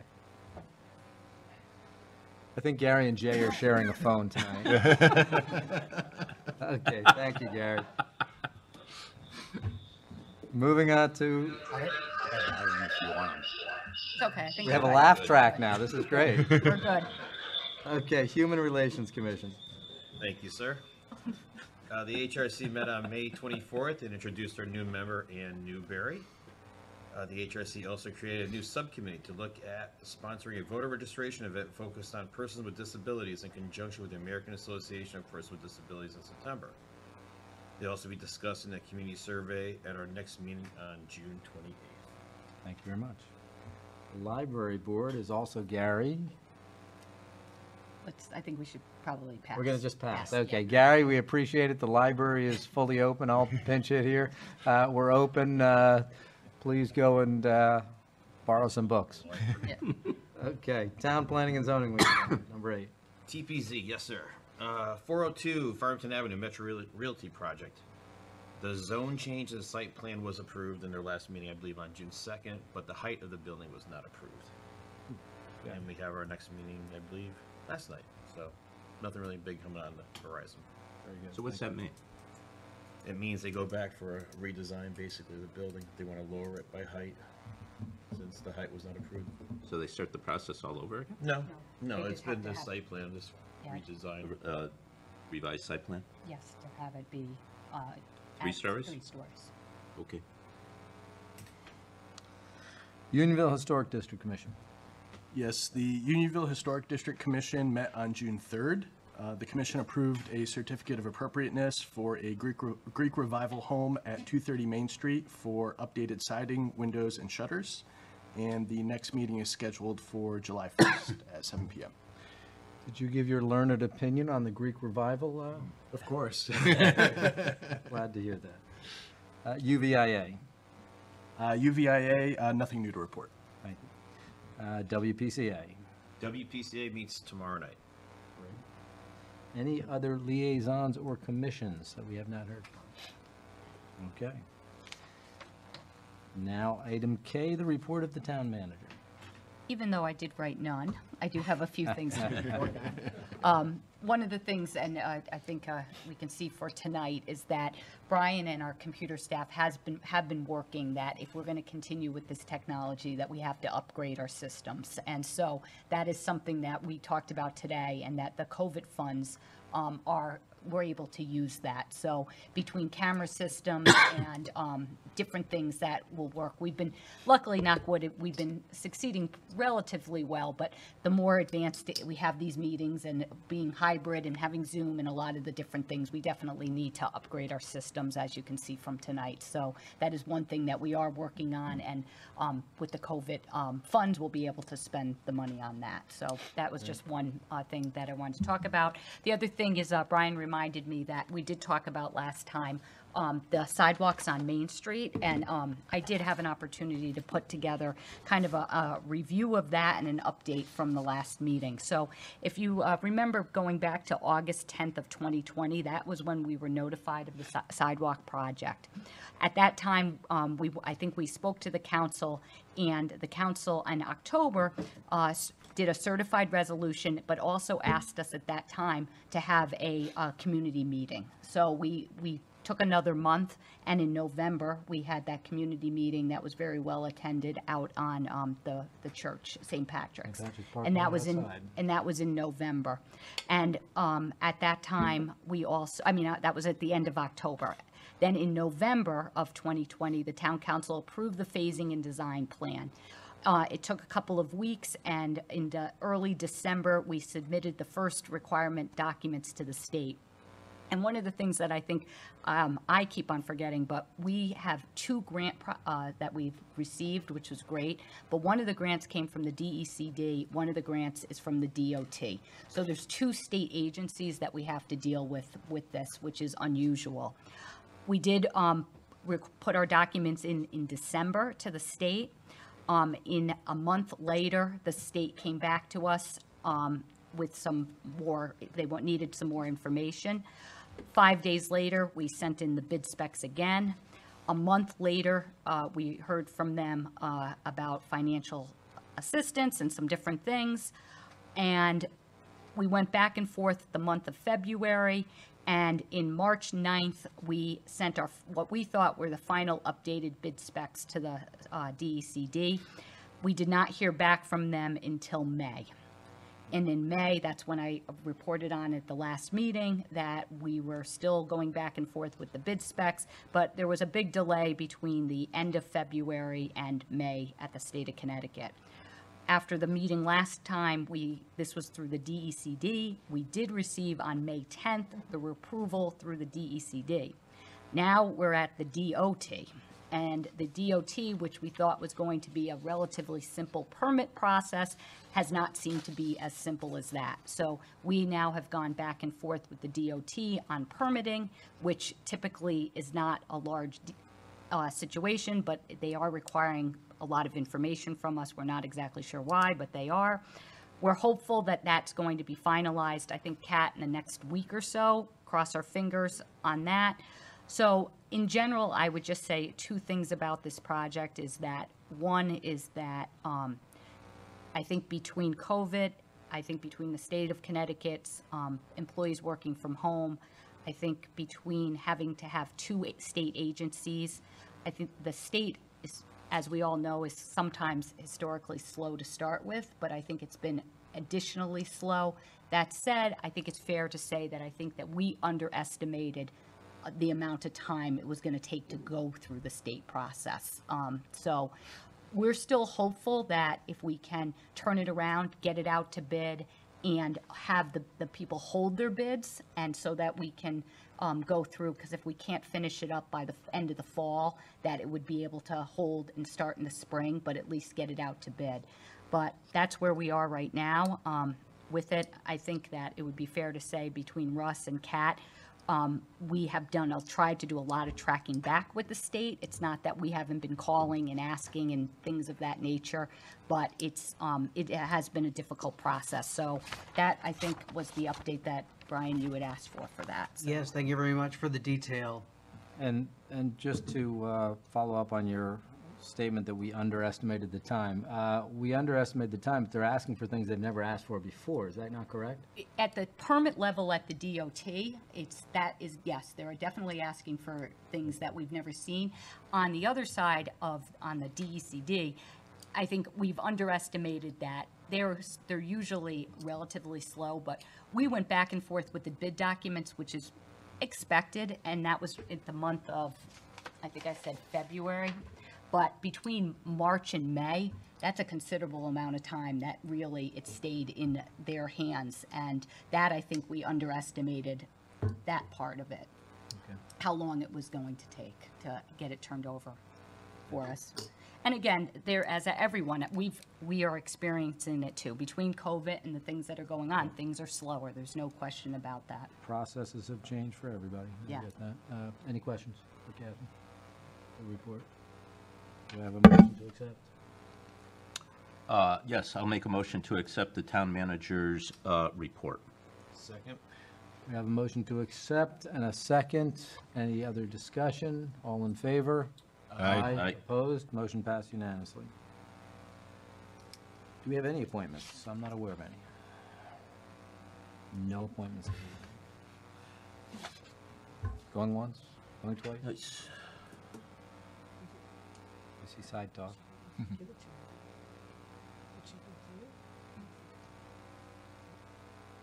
No appointments? I believe there's an appointment to the Board of Education, non-certified pension board. Well, to the appointment to the pension board, Board of Ed representative. The Board of Ed representative to the pension board, okay. Do we have that name? And that is one that the town council does not make, the Board of That's correct. Education makes, and we just confirm that. It's the union, actually. The union makes, thank you. Joshua Allen has resigned and Vic Shaw is appointed by the mayor. It's L7 on your agenda. L7 on appointments. If we can make a motion, and Vic Mashad is who is the name there, Peter? Yep. Okay, L7. L7. I make a, agenda item L7, I make a motion that Vic Marshad be appointed to the Retirement Board for the balance of a 2-year term beginning immediately and ending January 2022. Second. We have a motion and a second. Any discussion? All in favor? Aye. Aye. Opposed? Motion passed unanimously. Okay. Moving on to M, old business. Seeing none, I believe this time. New business, N1. I make a motion to approve the following town council meeting schedule for 2022 and to set the date of the annual town meeting. Second. We have a motion and a second. This is the point in the year when we schedule whoever is sitting in these seats, what time they will be there, so we can taunt them by throwing in some odd dates, just in case. I don't see any like that. Any discussion on the schedule? Seeing none, have a motion and a second. All in favor? Aye. Opposed? Motion passed unanimously. Agenda item N2, I make a motion to move that Article 4 property tax relief for the elderly homeowners, local option of Chapter 176 taxation of the Farmington Town Code be amended as attached. Second. Motion and a second. Kathy? As you can see from your agenda item, we had the existing ordinance and then the amendments to it. Joe went through the details to it. The note also explains it. If there's any questions for the committee members or Joe? This is our moment to ask questions. Edward? Thank you, CJ. Just 2 quick questions. The first one is, will this be shown on the tax bill when the resident receives it? That they'll see the deduction, they just won't see. Yes, when you get, when a person who has an abatement receives their tax bill, they'll see the gross amount, they'll see the abatement amount, and then they see the net amount that's due. That's standard. Okay, great. And then my second question is, like I know there's also abatement for disabled people. Would that be cumulative if they're disabled and elderly? Would they receive credits from both of those? No. Basically, it's the same program. We call it tax relief for the elderly. It's actually tax relief for the elderly and disabled. And so somebody who's over 65, they get the credit whether they're elderly or if they're disabled. If they're under 65 and disabled, they get the credit also. That's where it comes in. But it's not a cumulative. It doesn't piggyback on each other. It's just you get the one credit or one abatement. Okay, thanks for that clarification. Yeah, just because everything we saw here said elderly, so I wanted to. Yeah, I'm sure you're considering that. Yeah, and the way the programs, the way the ordinance is written, it actually says tax relief for the elderly, but it's also elderly and disabled. Thanks, Joe. There are other programs, just to clarify, there are like veterans programs, which do piggyback on. So there are disabled veterans, there's veterans programs and veterans disabled programs, which also piggyback on the tax relief for the elderly or disabled. So somebody could get multiple abatements because of that. Got it. Thank you. And they could volunteer for the fire department? Sure. Any other questions? Actually, just a clarification, Joe, could you just tell us about the application process for this? Sure. The tax relief for the elderly and disabled, the application process is set by the, it's actually set by the state and the assessor. So every, starts in February, goes to approximately May 15th of each year. People would apply for it, and you apply every other year. Once you receive the abatement, once you're in the system, so to speak, you apply every other year. But initially, you would have to apply, and then every other year you would have to reapply.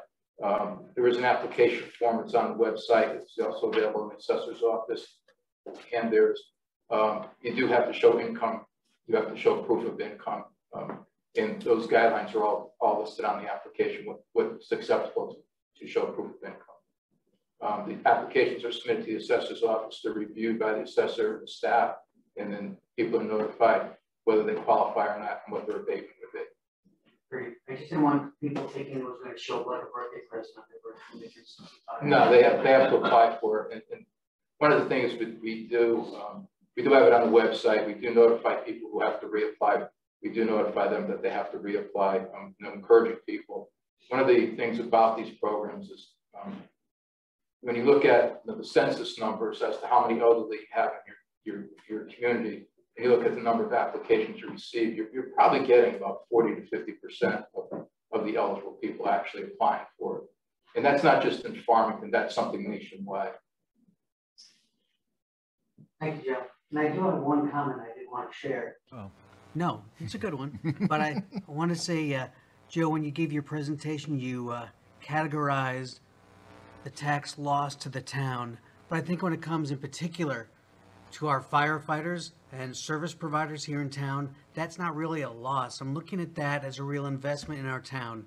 More so like our school, I think that that money that we give the men and women of this town who save our homes and our lives when duty calls, that is an investment we're making in our safety and in our community. I don't see that as a tax loss at all. So I just wanted to say that. Very good point, Brian. I mean, we're very fortunate to have a very active volunteer department. So there is tremendous savings to having a volunteer. So I would agree with you. That is an investment in the town. So thank you. Any other comments, questions? Seeing none. We have a motion and a second on the table. All in favor? Aye. Aye. Opposed? Motion passed unanimously. Agenda item N3, I make a motion to approve that Article 5, property tax relief for volunteer firefighters of Chapter 176, taxation of the Farmington Town Code be amended as attached. Second. Have a motion and a second. Any discussion? Chris? Well, I would just echo Brian's comments on this. Yeah, it's absolutely an investment in our town. I mean, it's just a wonderful job you guys do, and I can't thank you enough. Great. Anything else? All I got to say, from being in those shoes, it is a hard job. You come home from work, and then you got to go to training, and then you go to calls, and then you go to calls in the middle of the night and early in the morning and on the weekends and family functions, and this is worth every penny to the men and women who are in our volunteer service. It's a lot. It's a small price to pay. And I will say this past Friday, we just gave out 2 proclamations to a 50-year and a 60-year volunteer. So, you know, once you get in, there's no getting out. So, thank you. We have a motion, a second. Any other discussion? All in favor? Aye. Opposed? Motion passed unanimously. Agenda item N4, I make a motion to approve the attached resolution authorizing the town manager to file and execute an application for state financial assistance with the state of Connecticut Department of Housing for an affordable housing planning grant. Second. I have a motion, a second. Any discussion? This was a resolution that you already authorized on October 13th, but we needed a 1-month extension, as we talked about it earlier this evening. The TPZ is going to look at this in July, so they've asked us to sign another resolution. So we're giving you approval to accept money? Yes, that is absolutely. Okay. Let's see any of you be against that. All in favor? Aye. Opposed? Motion passed unanimously. Agenda item N5, I make a motion that the 2 joint stock corporation books be transferred to the custody of the Farmington room of the Farmington Public Library. Second. We have a motion, a second, and I'm looking forward to this description. I was going to say, I hadn't had a chance to talk to Paula about this, but I don't think I've ever seen this resolution before. So it's, Well, no, we are doing some housework and organizing our older records, and these particular records have, not that they don't have any value to the town, but they're not used in the town clerk's office for any type of research. But we have the older records that are still used for research for land searching. But these would be better suited for the Farmington room. So they will go in with the other historic documents in the Farmington room. Right. Great. Any question? Seeing none, all in favor? Aye. Opposed? Motion passed unanimously. Agenda item N6, I make a motion to authorize the town manager to sign the attached memorandum of understanding between the town of Farmington and the Farmington Fraternal Order of Police, local number 331, extending the contract due to expire on June 30th, 2021.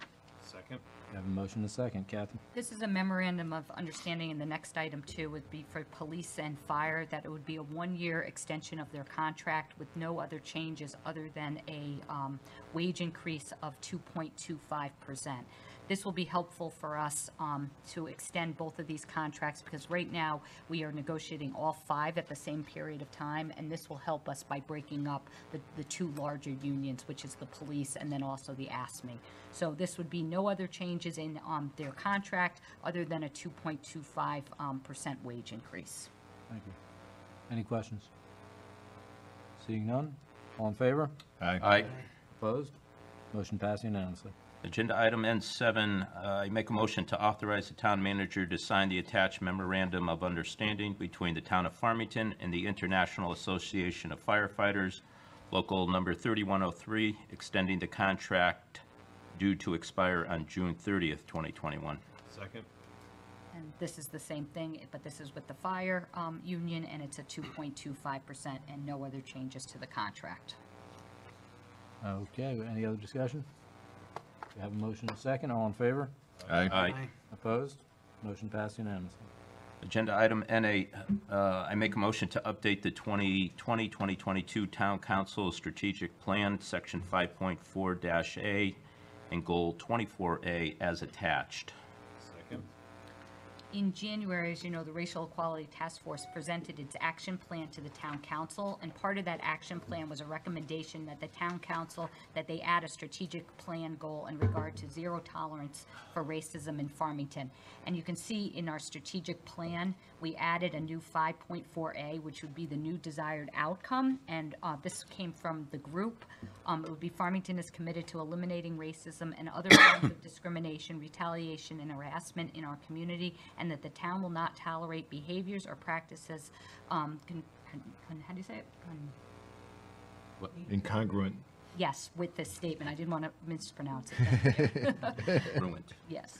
And then you can see on the other side of the goals, we updated the goal. The first goal was to establish the ad hoc committee and the town action plan, and now it would be to ensure that the Racial Equality Task Force moves forward with the goals of the town's action plan, and that they receive the appropriate staff to support and complete its objective. So we thought it would be a good time to update the actual goal too. Great. So we accomplished the first half and we're making a new goal. Right. Okay, any questions? Seeing none, we have motion and a second. All in favor? Aye. Aye. Opposed? Motion passed unanimously. Agenda item N9, I make a motion to set a public hearing on July 13th, 2021 at 7 p.m. in the Town Hall Council Chambers to accept the study committee report and amend Farmington Town Code Chapter 111 Historic Areas for the purpose of adding 2 properties to the lovely Main Historic District and 1 historic property under the jurisdiction of the Unionville Historic District and Properties Commission. Second. You have a motion and a second. So if you remember in the last manager's report, we said this was coming. It's a public hearing in July. And the Unionville study report details and recommends 2 properties for the inclusion in the Unionville Lovely Main Historic District, and 1 property to be designated as a historic property, and the property owners are in agreement with this recommendation. But next month we'll have the public hearing, and then we'll change the ordinance. Great. Any discussion? I just want to tell you, we've already done the balloting and it was unanimous. Oh, great. Fantastic. Okay, motion and a second. All in favor? Aye. Opposed? Agenda item N10. This is also unanimous, just for the record. Oh, okay. Go ahead. Agenda item N10, I make a motion to set a public hearing on July 13th, 2021 at 7:05 p.m. in the Town Hall Council Chambers to accept the study committee report and amend Farmington Town Code Chapter 111 Historic Areas for the purpose of adding 3 historic properties under the jurisdiction of the Farmington Historic District Commission. Have a motion and a second, Kathy? So the Farmington study report details and recommends 3 properties for the inclusion in the Farmington Historic District as historic properties. And my understanding is the property owners are in agreement with this. And did the balloting take place on this side too? Well, for these, you don't have to have ballotings because they're only historic properties. They're not part of the actual district. Right. But the property owners are in agreement. Thank you. Okay, have a motion and a second. Any other discussion? Hearing none, all in favor? Aye. Opposed? Motion passed unanimously. Agenda item N11, I make a motion to approve a contract in the amount of $84,551.15 to Security 101, Advanced Security Integration LLC of Southington for a town hall card access system under Connecticut State Contract 17PSX 0002. Second. Have a motion and a second. Kathy? As you know that we've been working for some upgrades for security at the town hall, and this expenditure is our first for our card access system. This system will be in lieu of our traditional key system and will use access cards. The Board of Education and the Police Department use similar systems for their buildings. It will aid in providing a safe and secure working environment for employees and visitors to the Farmington Town Hall. We will be able to have administrative controls that are based on individual and department needs. Also, we'll be able to track building usage and we'll have tighter controls than a key system. The town council has to approve this because it's over $50,000, but we do have money allocated in our capital improvement plan, and this contract is on the on the state bid. Great, any questions? Have a motion and a second, all in favor? Aye. Opposed? Motion passed unanimously. Agenda item N12, I make a motion to approve the following property tax refunds as listed below. Second. Right? I just want to make sure. Okay, we have a motion and a second. Taxes. Taxes, Refunds. any discussion? All in favor? Aye. Aye. Opposed? Motion passed unanimously. Agenda item 13, I make a motion to approve the attached resolutions for the state grant application for the new construction of Farmington High School. Second. I have a motion and a second. Kathy? The attached resolutions are required for the state grant application for reimbursement, which is due by June 30th, 2021, and the resolutions are attached. Okay, any questions or discussion? Hearing none. We have a motion and a second. All in favor? Aye. Opposed? Motion passed unanimously. Agenda item N14, I make a motion to approve the attached resolutions for the state grant application for the renovations of the Farmington Public Schools Central Office Administration. Second. Again, these are the attached resolutions required by the state grant and for reimbursement, which is due by June 30th. Okay, any questions or discussion? Have a motion and a second. All in favor? Aye. Opposed? Motion passed unanimously. And we will be going into executive We'll session. go in executive session for pending litigation. And before we go, we will be departing with the rest of you. I will leave you your quote of the evening. Education is our passport to the future, for tomorrow belongs to the people who prepare for it today. Malcolm X. We are going to executive session.